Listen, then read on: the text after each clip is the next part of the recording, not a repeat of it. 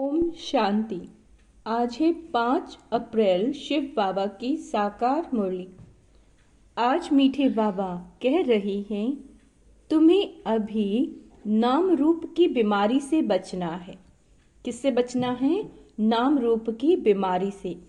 उल्टा खाता नहीं बनाना, एक बाप की याद में रहना है। प्रश्न: भाग्यवान बच्चे किस मुख्य पुरुषार्थ से अपना भाग्य बना देते हैं? उत्तर: भाग्यवान बच्चे सबको सुख देने का पुरुषार्थ करते हैं। मनसा वाचा कर्मणा कोई को दुख नहीं देते। शीतल होकर चलते हैं तो भाग्य बनता जाता है। बाबा कहते, तुम्हारी ये स्टूडेंट लाइफ है, तुम्हें अब गुटके नहीं खाने, अपार खुशी में रहना है। गुटके खाना यानी है ना, चिंता में आना, क्या क्यों में नहीं फंसना, खुशी में रहना है। गीत है, तुम ही हो माता पिता तुम ही हो। ओम शांति। सभी बच्चे मुरली सुनते हैं। जहाँ भी मुरली जाती है सब जानते हैं कि जिसकी महिमा गाई जाती है वो कोई साकार नहीं है, निराकार, यानी जिसका कोई आकार नहीं।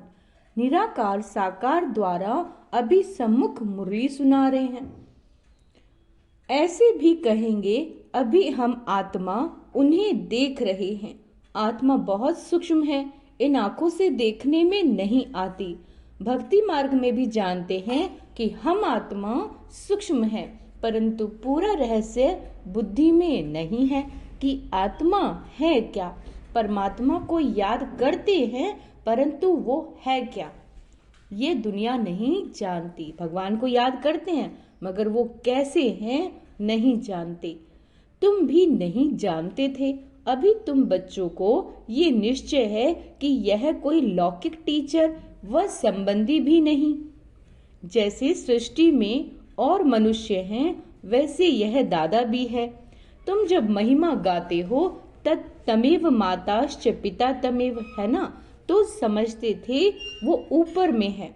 अभी बाप कहते हैं, मैंने इसमें प्रवेश किया। इसमें किसमें? ब्रह्मा बाबा में। मैं वही इसमें हूँ। आगे तो बहुत प्रेम से महिमा गाते थे, डर भी रखते थे, है ना, भगवान से डरते भी थे। अभी तो वह यहाँ इस शरीर में आए हैं। जो निराकार था वह अब साकार में आ गया है। वह बैठ बच्चों को सिखलाते हैं। दुनिया नहीं जानती कि वह क्या सिखलाते हैं। वह तो गीता का भगवान श्री कृष्ण समझते हैं। कह देते हैं वह राजयोग सिखलाते हैं। अच्छा, बाकी बाप क्या करते हैं? आकर भल गाते थे तुम माता पिता हम बालक तेरे, परंतु उनसे क्या और कब मिलता है ये कुछ भी नहीं जानते। गीता सुनते थे तो समझते थे श्री कृष्ण द्वारा राजयोग सीखा था, फिर वह कब आकर सिखलाएंगे वह भी ध्यान में आता होगा। इस समय यह वही महाभारत लड़ाई है, तो जरूर श्री कृष्ण का समय होगा। जरूर वही हिस्ट्री ज्योग्राफी फिर से रिपीट होनी चाहिए। दिन प्रतिदिन समझते जाएंगे। जरूर गीता का भगवान होना चाहिए। बरोबर महाभारत लड़ाई भी देखने में आती है। जरूर इस दुनिया का अंत होगा। क्या कहते हैं बाबा? जरूर इस दुनिया का अंत होगा। दिखाते हैं पांडव पहाड़ पर चले गए तो उनकी बुद्धि में ये आता होगा, बरोबर विनाश तो सामने खड़ा है, अब श्री कृष्ण है कहाँ? ढूंढते रहेंगे जब तक तुमसे सुने कि गीता का भगवान श्री कृष्ण नहीं शिव है। तुम्हारी बुद्धि में तो ये बात पक्की है। यह तुम कभी भूल नहीं सकते हो। कोई को तो भी तुम समझा सकते हो, गीता का भगवान श्री कृष्ण नहीं है, शिव है। दुनिया में तो कोई भी नहीं कहेगा सिवाय तुम बच्चों के। अब गीता का भगवान राजयोग सिखलाते हैं तो जरूर इससे सिद्ध होता है नर से नारायण बनाते थे। तुम बच्चे जानते हो भगवान हमको पढ़ाते हैं, बरोबर नर से नारायण बनाते हैं। इन लक्ष्मी नारायण का स्वर्ग में राज्य था ना, अभी तो वह स्वर्ग भी नहीं है, तो नारायण भी नहीं, देवताएं भी नहीं, चित्र है। जिससे समझते हैं ये होकर गए। अभी तुम समझते हो इन्हों को कितने वर्ष हुए। तुमको पक्का मालूम है आज से 5000 वर्ष पहले इन्हों का राज्य था। अभी तो है अंत, लड़ाई भी सामने खड़ी है। लड़ाई भी सामने खड़ी है। जानते हो बाप हमको पढ़ा रहे हैं, सभी सेंटर में पढ़ते भी हैं तो पढ़ाते भी हैं। पढ़ाने की युक्ति बड़ी अच्छी है, चित्रों द्वारा समझानी अच्छी मिल सकती है। मुख्य बात है गीता का भगवान शिव है व श्री कृष्ण। फर्क तो बहुत है। सदगति दाता, स्वर्ग की स्थापना करने वाला अथवा आदि सनातन देवी देवता धर्म की फिर से स्थापना करने वाला शिव या श्री कृष्ण। अच्छा, मुख्य है ही 3 बातों का फैसला। इस पर बाबा जोर देते हैं। भल ओपिनियन लिख कर देते हैं, ये बहुत अच्छा है, परंतु इससे कुछ भी फायदा नहीं। तुम्हारी जो मुख्य बात है उस पर जोर देना है। तुम्हारी जीत भी है इसमें। तुम सिद्ध कर बतलाते हो भगवान एक होता है। ऐसे नहीं कि गीता सुनाने वाले भी भगवान हो गए। भगवान ने इस राजयोग और ज्ञान द्वारा देवी देवता धर्म की स्थापना की। बाबा समझाते हैं बच्चों पर माया का वार होता रहता है। अभी तक कर्मातीत अवस्था को कोई ने पाया नहीं है, कोई ने नहीं पाया। पुरुषार्थ करते करते अंत में तुम एक बाबा की याद में सदैव हर्षित रहेंगे। कोई मुरझाइश नहीं आएगी, कोई उदासी नहीं आएगी, कोई चिंता नहीं आएगी जब याद करते करते अवस्था इतनी अच्छी हो जाए। अभी तो सिर पर पापों का बोझ बहुत है। पापों का बोझ है तभी तो बाबा को याद नहीं कर पाती आत्मा, तो वो सब उतारना है। वो बाबा कहते याद से उतरेगा। बाप ने पुरुषार्थ की युक्तियां बताई। याद से ही पाप कटते हैं। बहुत बुद्धू हैं जो याद में न रहने कारण फिर नाम रूप आदि में फंस पड़ते हैं। हर्षित मुख हो किसी को ज्ञान समझाएं, वह भी मुश्किल है। आज किसी को समझाया, कल फिर झुटका आने से खुशी गुम हो जाती है। समझना चाहिए ये माया का वार होता है, इसीलिए पुरुषार्थ कर बाप को याद करना है। बाकी रोना पीटना या बेहाल नहीं होना। समझना चाहिए माया पादर जूता मारती है। आज तो बाबा ने क्या कहा है, माया भी जूता मारती है। इसीलिए पुरुषार्थ कर बाप को याद करना है। बाप की याद से बहुत खुशी रहेगी, मुख से झटवाणी निकलेगी। पतित पावन बाप कहते हैं कि मुझे याद करो। मनुष्य तो एक भी नहीं जिसको रचता बाप का परिचय हो। रचयिता कौन है सारी सृष्टि का? शिव बाबा, और उसका परिचय बाबा कहते किसी को नहीं है। मनुष्य होकर और बाप को ना जाने तो जानवर से भी बदतर हुआ। बहुत कठिन कैड़ा शब्द बाबा ने बोला कि मनुष्य होकर बाप को ना जाने तो जानवर से भी बदतर हुआ। गीता में श्री कृष्ण का नाम डाल दिया तो बाप को याद कैसे करें?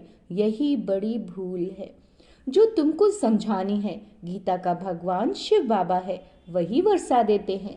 मुक्ति जीवन मुक्ति दाता वह है और धर्म वालों की बुद्धि में बैठता नहीं। वह तो हिसाब किताब चुकतू कर वापस चले जाएंगे। पिछाड़ी में थोड़ा परिचय मिल जाएगा, फिर भी जाएंगे अपने धर्म में। बाबा ने क्या कहा? हिसाब किताब चुकतू कर वापस चले जाएंगे वो आत्माएं। पिछाड़ी में उन्हें थोड़ा बहुत बाबा का परिचय मिल जाएगा, लेकिन जाएंगे वो अपने धर्म में ही।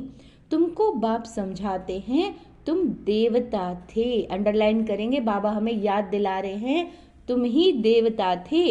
अभी फिर बाप को याद करने से तुम देवता बन जाएंगे। विकर्म विनाश हो जाएंगे। जो पापों का बोझ सिर पे है विकर्म, बाबा कहते मेरी याद से तुम्हारे वो विकर्म विनाश हो जाएंगे।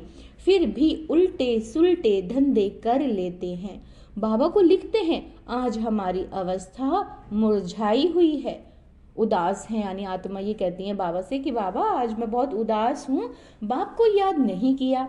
अच्छा, याद नहीं करोगे तो जरूर मुरझाओगे।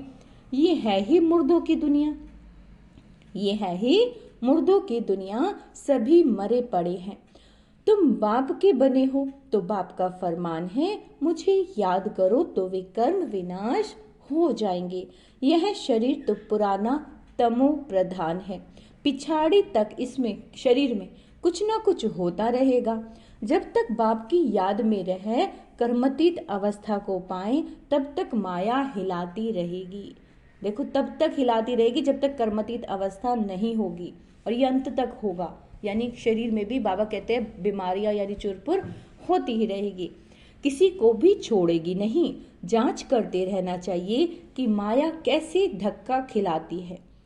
भगवान हमको पढ़ाते हैं, यह भूलना क्यों चाहिए। आत्मा कहती हमारा प्राणों से प्यारा वह बाप ही है, ऐसे बाप को फिर तुम भूलते क्यों हो। बाप धन देते हैं, दान करने के लिए। प्रदर्शनी मेले में तुम बहुतों को दान कर सकते हो, आपे ही शौक से भागना चाहिए। अभी तो बाप को ताकीद करनी है, उमंग दिलाना पड़ता है बच्चों को। बाबा हमें उमंग दिला रहे हैं, जाकर समझाओ, उसमें भी अच्छा समझा हुआ चाहिए। देहे अभिमानी का तीर लगेगा नहीं। जिसने आत्मिक स्वरूप का अभ्यास नहीं किया, बाबा कहता है वो किसी को समझाएगा तो दूसरा समझ नहीं पाएगा, उसे तीर नहीं लगेगा, उसकी बुद्धि में नहीं आएगा। तलवारें भी अनेक प्रकार की होती है ना, तुम्हारी भी योग की तलवार बड़ी तीखी चाहिए।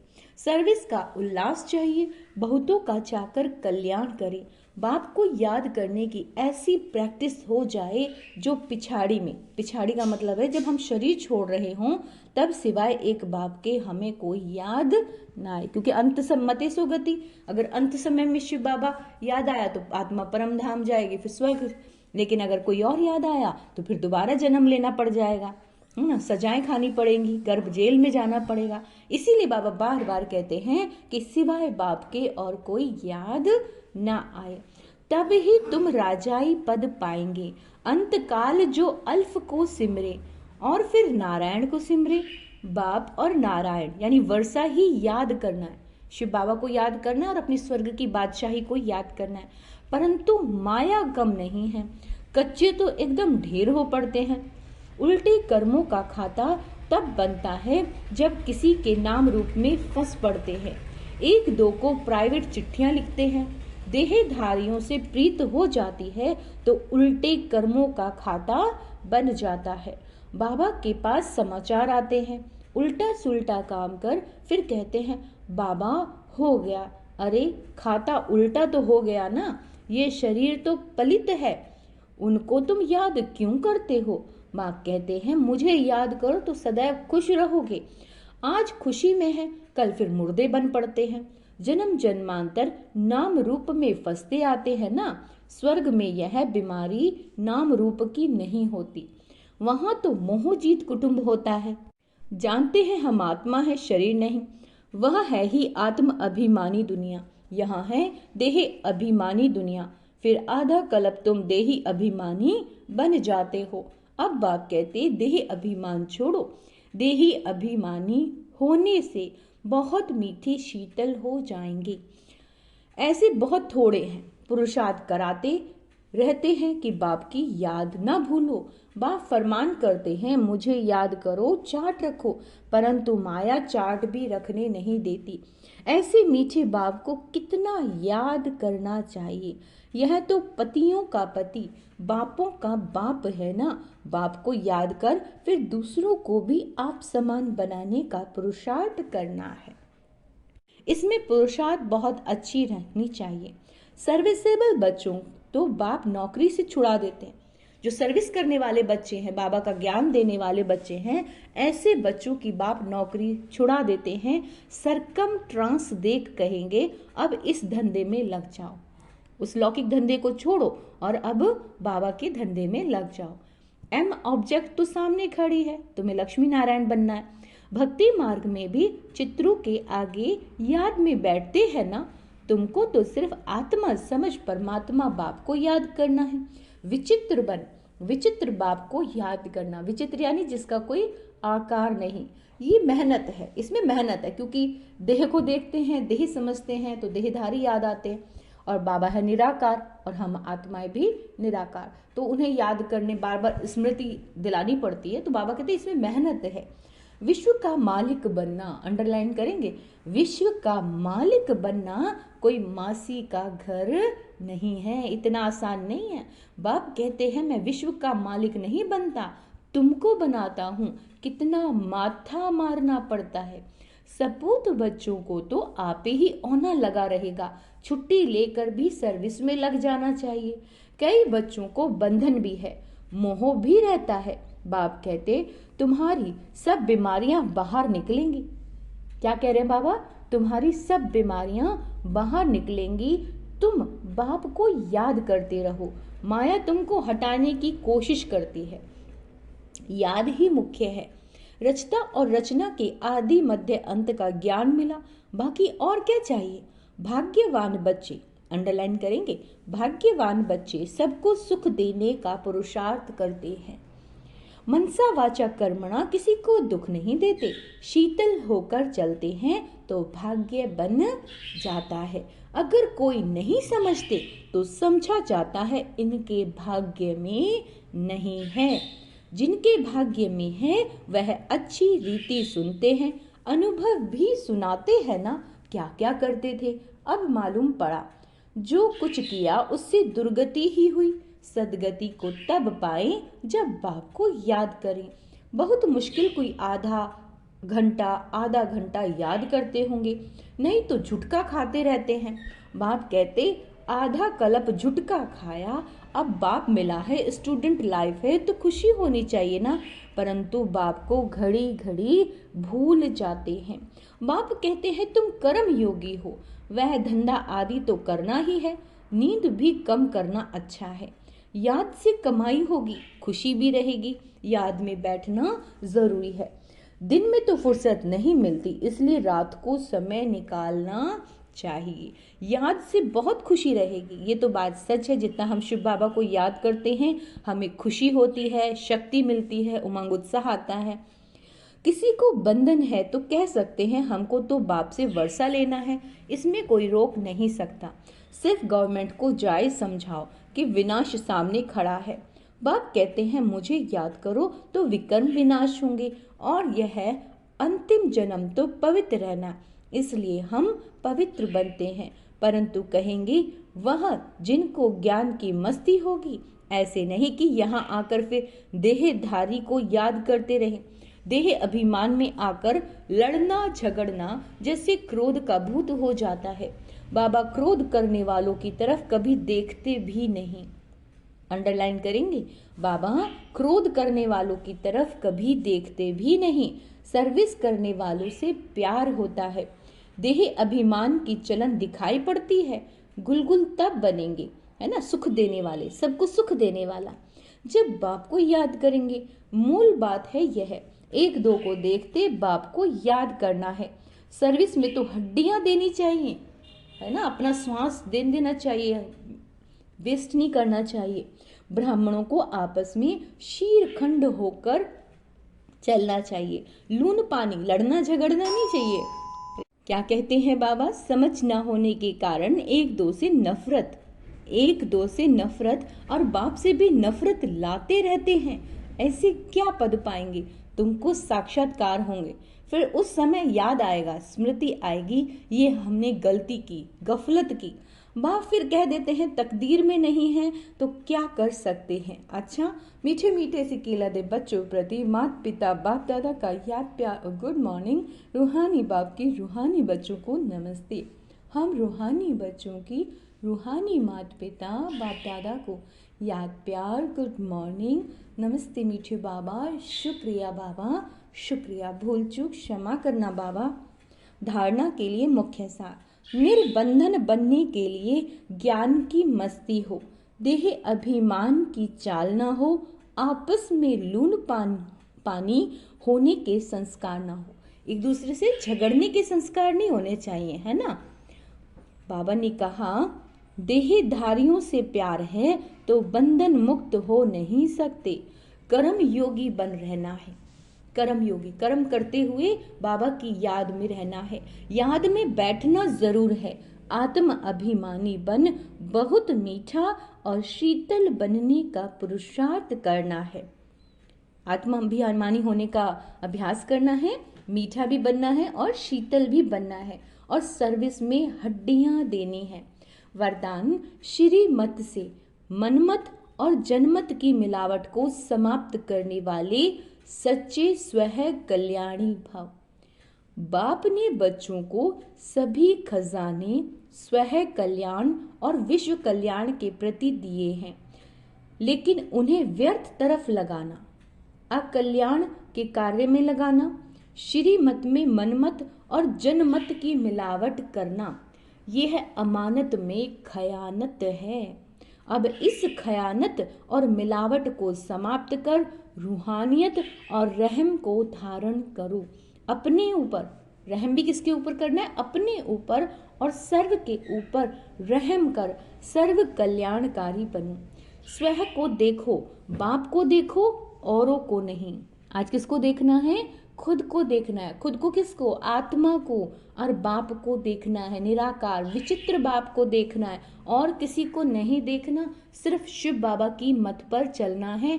अगर हम दूसरों की मत पे चलेंगे, अपनी मन मत पे चलेंगे, तो हमारा कल्याण कैसे होगा, है ना? स्लोगन है, सदा हर्षित वही रह सकते हैं जो कहीं भी आकर्षित नहीं होते। बहुत गहरी लाइन है। खुश वही रह सकता है जो और कहीं पर आकर्षित नहीं होता।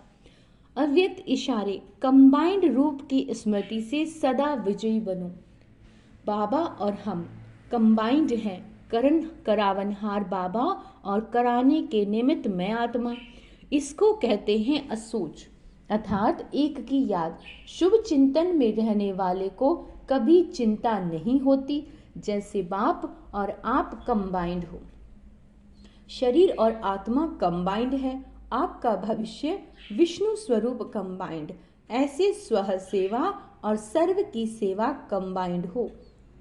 ऐसे खुद की सेवा और सभी आत्माओं की सेवा कंबाइंड हो, तब मेहनत कम और सफलता ज़्यादा मिलेगी। अच्छा, ओम शांति। तो बाबा ने क्या कहा? मैं स्वमान का आज क्या अभ्यास करेंगे? मैं स्वह कल्याणकारी आत्मा हूँ, और आत्मा अभिमानी का अभ्यास करना है। कर्म करते हुए भी बाबा को याद करना है। दूसरा स्वमान अभ्यास है, मैं बंधन मुक्त आत्मा हूँ। ओम शांति।